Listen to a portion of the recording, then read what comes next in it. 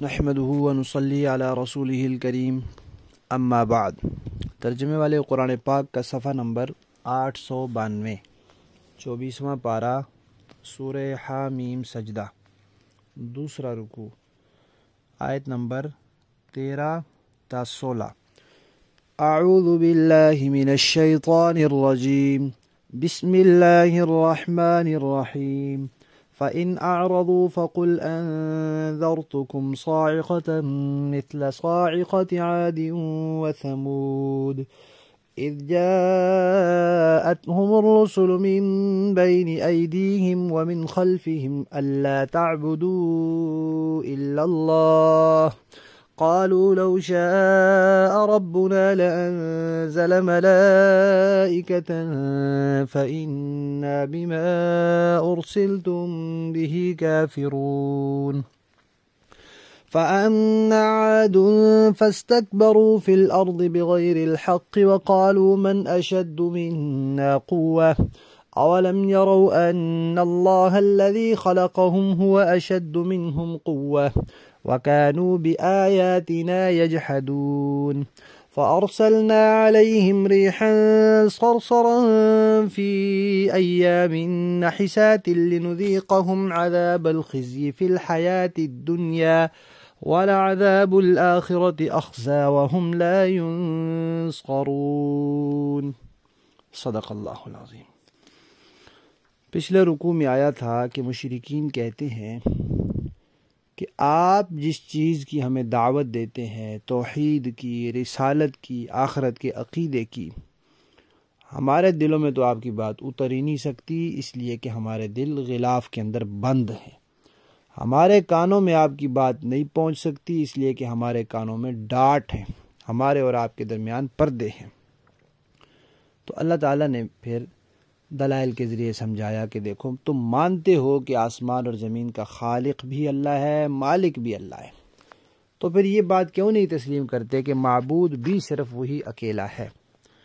اب اللہ تعالیٰ نبی پاک صلی اللہ علیہ وسلم سے فرما رہے ہیں کہ یہ لوگ اتنی واضح نشانیوں اور دلائل کے باوجود بھی اگر نہ مانیں اور منہ موڑیں تو پھر آپ ان کو کہیں کہ میں تمہیں ڈر سناتا ہوں ایک ایسی آفت کا، ایک ایسے کڑکے کا، ایک ایسے عذاب کا جیسے قوم عاد اور قوم سمود پر عذاب آئے تھے۔ قوم عاد اور سمود کے واقعات پہلے صورتوں میں گزر چکے ہیں۔ اس وقت جہاں یمن ہے اور عمان ہے وہاں یہ قوم آباد تھی اور شرک میں مبتلا تھی، اور ان لوگوں کے جسامت اور قد و قامت بہت بڑے بڑے غیر معمولی تھے۔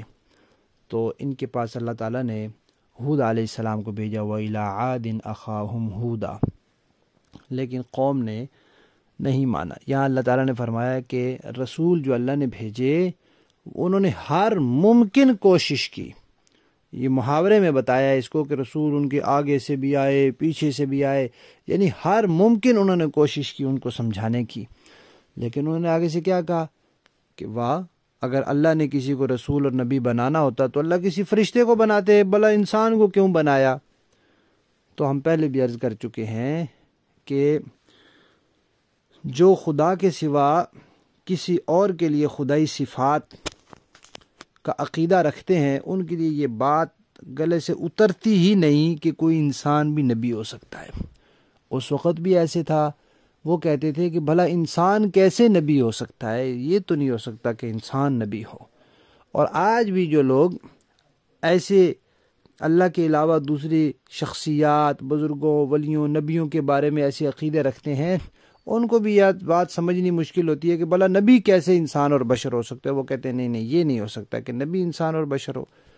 تو یہ اس سوچ کا نتیجہ ہے جو خدا کے سوا دوسری شخصیات کی عقیدت میں اور محبت میں غلو اور حد سے بڑھ جانے کی وجہ سے پیدا ہوتی ہے۔ تو انہوں نے کہا کہ جو پیغام تم لے کر آئے ہو نا وہ تو ہم نہیں مانتے، کیونکہ اللہ نے بھیجنا تو اللہ کوئی فرشتہ بھیجتا۔ تو کہنے کا مطلب یہ ان کا تھا کہ اللہ نے نہیں تمہیں بھیجا، تم ویسے ہی اپنی طرف سے کہہ رہے ہو۔ اللہ فرماتے ہیں پھر قوم عاد نے تو تکبر کیا زمین میں ناحق، اور وہ کہنے لگے کہ آپ ہمیں عذاب کی دھمکی دیتے ہیں، ہم اتنے بڑی جسامت والے، قد و قامت والے، ہم سے زیادہ طاقتور کون ہے جو ہمیں عذاب دے سکے؟ اللہ نے فرمایا کہ کیا انہوں نے نہیں دیکھا کہ جس ذات نے ان کو پیدا کیا وہ ان سے زیادہ طاقتور ہے، اور وہ پھر بھی ہماری آیتوں کا انکار کرتے تھے۔ تو اللہ فرماتے ہیں پھر ہم نے ان پر ہوا چلائی۔ قرآن پاک میں آتا ہے وہ ہوا چلتی رہی 7 راتیں اور 8 دن مسلسل ہوا چلتی رہی۔ اور کیوں چلتی رہی؟ اللہ فرماتے ہیں تاکہ ہم ان کو دنیا میں بھی ذلت و رسوائی کا عذاب چکھائیں، اور آخرت کا عذاب تو زیادہ ذلیل اور رسوا کرنے والا ہے، اور ان کی وہاں کوئی مدد بھی نہیں کی جائے گی۔ تو اس ہوا نے ان کے تیا پاچا کر کے رکھ دیا، تباہی پھیر دی، اور لیکن جو ایمان والے تھے ان کو اللہ نے بچا لیا۔ یہاں اللہ تعالیٰ نے لفظ ارشاد فرمایا فی ایام نحسات، ایسے دنوں میں جو نامبارک تھے، جو منحوس تھے۔ دن بذات خود منحوس نہیں ہوتا، لیکن کوئی شخص اس کو اپنی بدعمالیوں کی وجہ سے اپنے لیے منحوس بنا لیتا ہے۔ اگر وہ دن منحوس ہوتے تو ان دنوں میں ہفتہ بھی ہے، اتوار بھی ہے، پیر بھی ہے، منگل بھی ہے، بدھ بھی ہے، جمعرات بھی ہے، جمعہ بھی ہے، ہفتے کے سارے دن ہیں، کیونکہ وہ 8 دن مسلسل چلتے پھر تو سارے دن ہی منحوس ہو گئے، کوئی دن بغیر نحوست والا بچا ہی نہیں۔ اور دوسری بات یہ کہ اگر وہ دن منحوس ہوتے تو ایمان والے بھلا کیوں بچتے؟ وہ بھی تو انہی دنوں میں تھے، جگہ بھی وہی تھی، دن بھی وہی تھے۔ تو اللہ فرماتے ہیں ہم نے ایمان والوں کو نجات دی۔ تو معلوم ہوا کہ دن بذات خود منحوس نہیں ہوتے، ان لوگوں کی بدعمالیوں کی وجہ سے ان کے لیے منحوس ثابت ہوئے۔ لفظی معنی دیکھیے، فَإِنْ أَعْرَضُوا، پھر اگر یہ لوگ اعراض کریں، منہ موڑیں توحید سے، رسالت سے، قیامت کے عقیدے سے، فَقُلْ، تو آپ کہہ دیجئے، أَنذَرْتُكُمْ، میں ڈراتا ہوں تمہیں، صَاعِقَةً، ایک کڑکے سے، ایک آفت سے، مثل جیسے صاعقت آفت آئی تھی عاد و ثمود، قوم عاد اور ثمود پر، اذ جب جاءتہم، آئے ان کے پاس، الرسل رسول، من بین ایدیہم، ان کے آگے سے بھی، ومن خلفہم، اور ان کے پیچھے سے بھی، اور انہوں نے کیا کہا؟ اللہ تعبدوا الا اللہ، اللہ کے سوا کسی کی عبادت نہ کرو۔ قالوا، تو وہ کہنے لگے، لو شاء ربنا، اگر ہمارا رب چاہتا، یعنی ہمارے رب نے کسی کو نبی بنا کر بھیجنا ہوتا، لانزل، تو ضرور بھیجتا وہ، ملائکتن، فرشتے کو، لہذا تم تو نبی نہیں ہو سکتے، فَإِنَّا، بے شک ہم، بما، اس توحید کو، اس پیغام کو، ارسلتم بِهِ، جو تم دے کر بھیجے گئے ہو، کافرون، ہم اس کے انکار کرنے والے ہیں۔ فَأَمَّا عَادٌ، تو پھر جو عاد تھے، فَاسْتَكْبَرُوا، انہوں نے تکبر کیا، فی الارض، زمین میں، بغیر الحق، ناحق، تکبر کا انسان کو کوئی حق نہیں ہے۔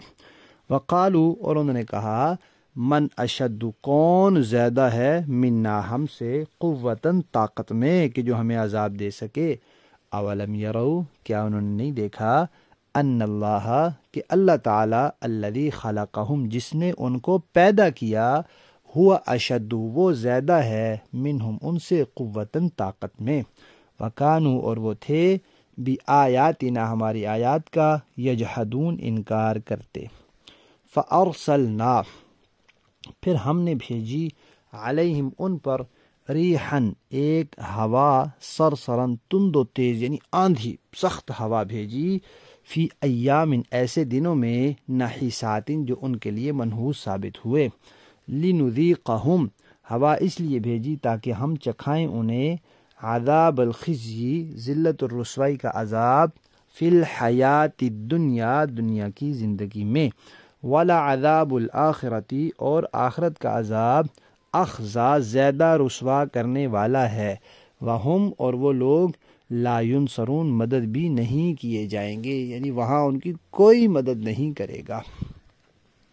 با محاورہ دیکھیں جی، فَإِنْ أَعْرَضُوا فَقُلْ أَنذَرْتُكُمْ صَاعِقَةً مِثْلَ صَاعِقَةِ عَادٍ وَثَمُودَ، پھر بھی اگر یہ لوگ منہ موڑیں تو آپ فرما دیجئے کہ میں نے تمہیں اس کڑکے سے خبردار کر دیا ہے جیسا کڑکا عاد اور سمود پر نازل ہوا تھا۔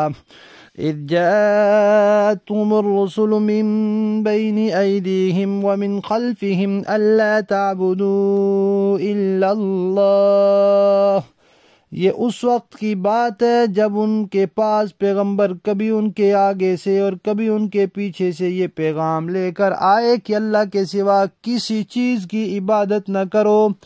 قالوا لو شاء ربنا لأنزل ملائكة فإنا بما أرسلتم به كافرون۔